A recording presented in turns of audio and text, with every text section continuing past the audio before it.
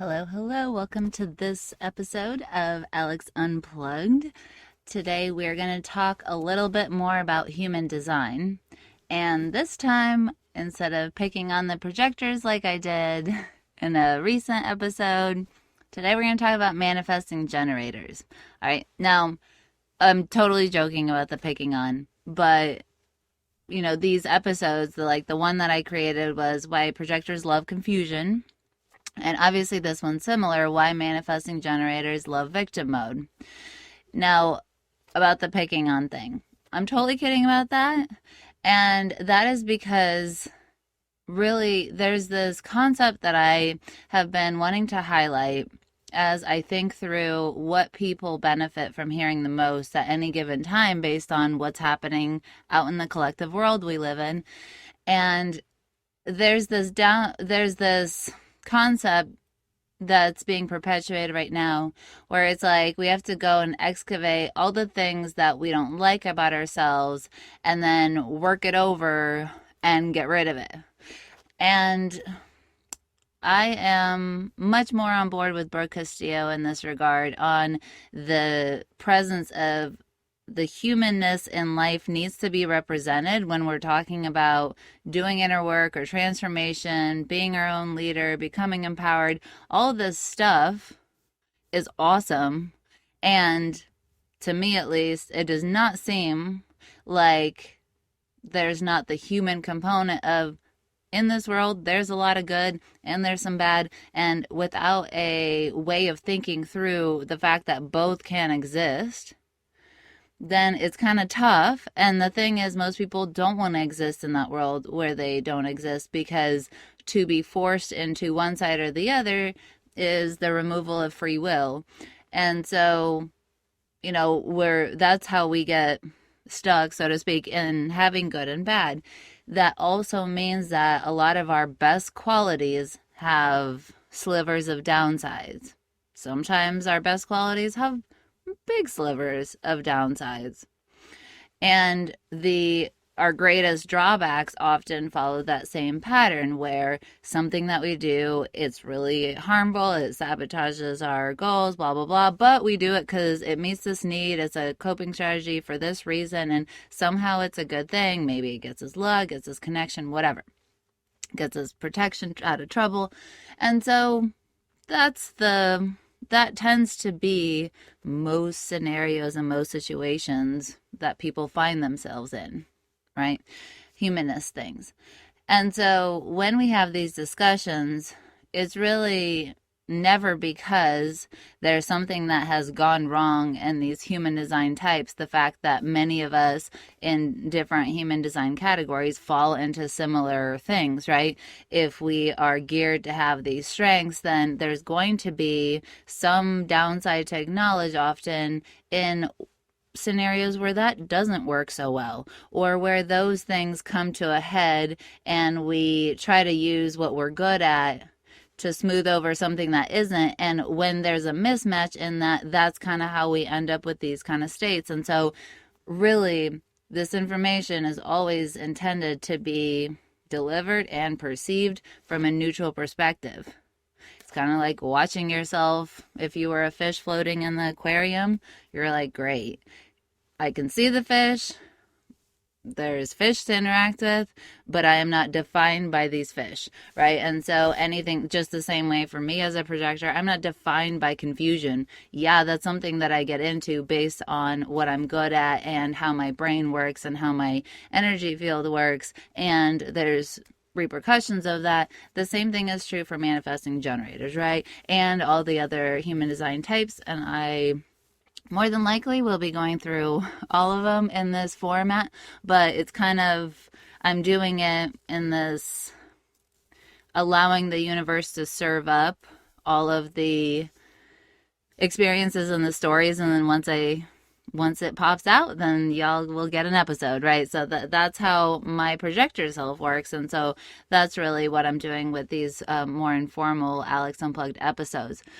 And so over the last couple years, these human design things have been coming forward, and manifesting generators are fairly high in number. And so when you're working with large groups of people or just people in general, getting manifesting generators working with you is pretty likely, right? And so in that, let's talk about manifesting generators. And I'm not going to go through human design again. I talked about that in the last one. So if you haven't listened to the projector one, go listen to that and then you can come back here. But manifesting generators, a lot of their strength comes from being really excited and following the flow of energy to learn new things, try new things, and then assimilate all of that in their own unique way in order to do what they're going to do in the world, right? So oftentimes there's a lot of manifesting generators have a lot of interest. They are jazzed by a lot of different things. And because of that, because they are seekers out in the world and assimilators of information, they love learning, and often it looks like learning in spurts on different topics. So getting really into something, then going on to the next thing, getting really into something, going on to the next thing. And then because of that, they explore a lot. They can see many different viewpoints, and then in pulling that all together, the art of telling stories of lived experiences and things that they have seen and blending all of that together, and here's what all I have put together in a way that no one else on this planet has put it together and learned that information and had those experiences in the same way as me. Now I am a powerful teacher. I'm a powerful thought leader. I'm a powerful healer to bring that to you in an energy imprint that doesn't exist elsewhere out in the world. Really freaking cool, right? I love, love, love all my manifesting generator friends, of which I have a lot because that seems to be what I attract. And it's so much fun because they're always talking about some new book they read or some course that they went to or some traveling that they did or a new concept that they're chewing on with their partner or something's going on, right? It's awesome. It's lots of fun. It's really engaging. They have a lot of energy for the most part, and they can see things through. So what's with the whole victim mode? Now, we have previous episodes on victim mode and defining that in a less disempowering and guilty, shamey way. Once again, I will let you go listen to those previous episodes. But really, victim mode is a way of thinking. And this is where sometimes we are in victim mode over things that have happened to us. And then sometimes we are in victim mode of things that we have made, choices that we have made. Either way, it's an internal state of here's me, and everything else is outside, and it's me against the world, right? And so victim mode is not really, it's not, to me, it's not any sort of insult or anything to worry about getting into, because as you can imagine, the world's kind of rough sometimes. It can be hard, and getting into a state where it's you versus the world, everybody else, or the universe, and there's a perceived frustration or slight in there, it's really easy to get into, right? And so how does this happen for manifesting generators? Because manifesting generators follow that flow of energy and go from one thing to the next. This is where sometimes manifesting generators get going so fast that a couple things happen. Sometimes steps are skipped in processes that need to be seen through, but because the energy carries them through and they're flowing with it, and then eventually it stops, they go on to the next thing. As steps begin to be skipped, often the energy dissipates And because the energy is dissipating, it looks like something that they were jazzed about is just falling apart. Sometimes, even without skipping steps, it's more of the energy of it getting harder to stick with it dissipates the jazziness of like that energy that manifesting generators perceive and react to and absolutely should be following out in the world. But because that happens at a really fast rate, sometimes that's where the let's go on to the next thing, let's go on to the next thing. And when there's a pressure buildup of discomfort, it's easier to step back from what the problem is and go on to something new. And because manifesting generators are into a lot of stuff, it can be done in a really sneaky way where it's like, oh, I just shift my attention. Oh, now my business is having problems. Oh, let me focus on my relationship.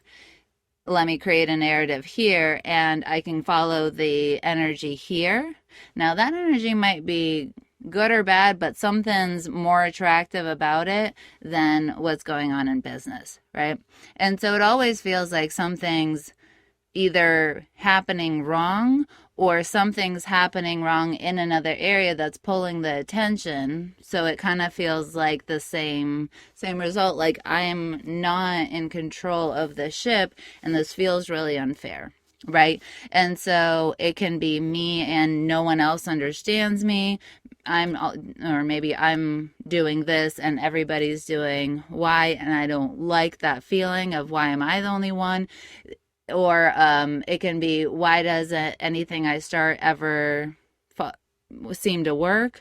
Sometimes it is everything I touch falls apart. There's something wrong with me. So there's all these different variations of what ultimately it ends up sounding like in different people in different scenarios.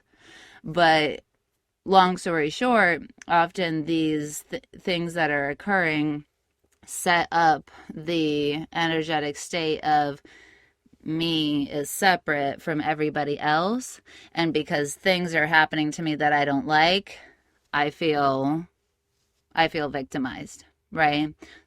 The world's unfair, people are unfair, they're not treating me fair, they're not doing the right thing, life is hard, that kind of stuff, right? Now, every time, whether we talk about projectors and confusion and manifesting generators and victim mode, either way, those things that are the downsides of some of our greatest strength, to me, once we identify any patterns that we see, and you as a manifesting generator may super relate to this, and maybe you don't, right? This isn't every manifesting generator on the planet at every given time, right? This can just be a pattern that is common that occurs. It needs stuff like this. To me, 50% of it is noting it, and then the work of the other 50% is supporting it, right? How did I get here, or how do I get here? I love doing a little unpacking of when have I felt this way in different contexts in my life. Like, how have I felt like this at work, in my relationship, in my family, in my friends, in my view of the universe? Can I find ways that I felt like that? And then what was the common denominator? What happened there? And oftentimes, to me, it kind of shows up like a road. Here I am at my destination. But as I look through different contexts, there are always exit signs prior to it. And as I look at more numbers of situations that I've been in and pay attention moving forward, as life so graciously always serves up the thing that we're working on, as I do that, the exercise that I can take earlier and earlier before I feel some type of way, I can recognize, and as I move forward in life, I begin to take the exits, right? So I certainly have been in victim mode in life. Heck yeah, a lot. And so that's even, manifesting generators are not the only people that get into victim mode, obviously, right? So whether you're listening as a manifesting generator, or you just work with people and you work with manifesting generators, either way, this is the way that we can begin to empower people to feel good about acknowledging what they do. Because if you understand that it's a strength that has a little bit of a downside to support and account for, there's nothing wrong with you, right? And then if you can identify it and begin to use self-awareness and what you know of yourself to improve your life experience by being like, I'm not letting it get that to that extreme. I'm going to recognize this feeling in myself, this thought in myself, this sensation in my body. And when I see that, I'm going to honor it and let me begin to shift the pattern. Let me see what I can do, what I have control over that will make me feel more in control of what is happening to me. And doing things in this way always demonstrates to you that you are doing it, right? No one comes and gets you. No one makes you see the exit signs. No one makes you take them. No one makes you have self-awareness, right? These are patterns and habits and ways of being that we can truly hang our hat on as like, this is who I am as a being, right? I am someone who does these things, and I am someone who chooses to find agency and autonomy and authority in my own life, even when I don't have control over everything.